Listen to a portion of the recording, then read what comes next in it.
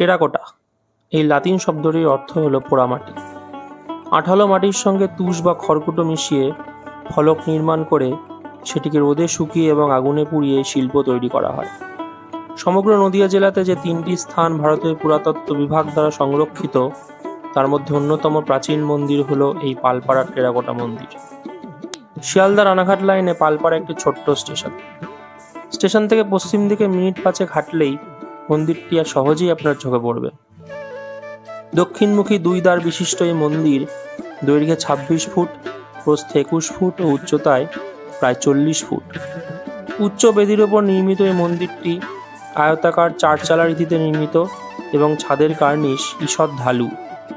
বলা বাহুল্য, চালা মন্দিরের ধারণা এসেছিল বাঙালির অতি পরিচিত খড়ের চালাঘর থেকেই। মন্দিরের প্রতিষ্ঠাতা বা আদি বিগ্রহ সম্বন্ধে সঠিকভাবে কিছুই জানা যায় না, তবে 17 শতকের কোনো এক সময় নির্মিত বলে অনুমান করা হয়।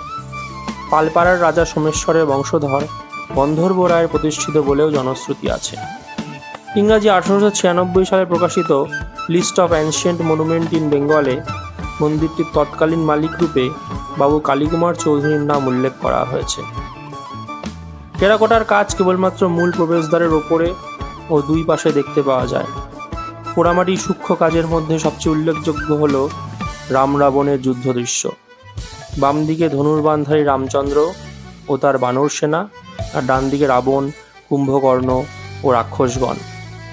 রাম রাবণের ভাস্কর্যের দুপাশে এবং ওপরে দুমুখ সাপের প্যানেল লক্ষ্য করা যায়। কেউ কেউ এগুলোকে ড্রাগন মোটিফও বলে থাকেন। সমগ্র মন্দিরের সৌন্দর্য বৃদ্ধির উদ্দেশ্যে চারিদিকে টেরাকোটার অসংখ্য ছোট বড় ফুল দেখতে পাবেন। কালের নিয়মে বেশিরভাগ কারুকার্যই লুপ্তপ্রায়। মন্দিরের আশপাশ অতি যত্ন সহকারে সংরক্ষিত এবং চারিদিক প্রাচীর দ্বারা পরিবেষ্টিত। সংরক্ষণের আগের কিছু ছবি এ প্রসঙ্গে দেওয়া হলো। এই অমূল্য নিদর্শন বহু বিদেশির কাছে আকর্ষণীয় বলে মনে হলেও এদেশীয়দের কাছে তা নিতান্তই অবজ্ঞার বিষয়। অতি প্রাচীন এই সম্পদ সময়ের গর্ভে হারিয়ে যাওয়ার আগে একবারের জন্য দেখে আসতেই পারেন।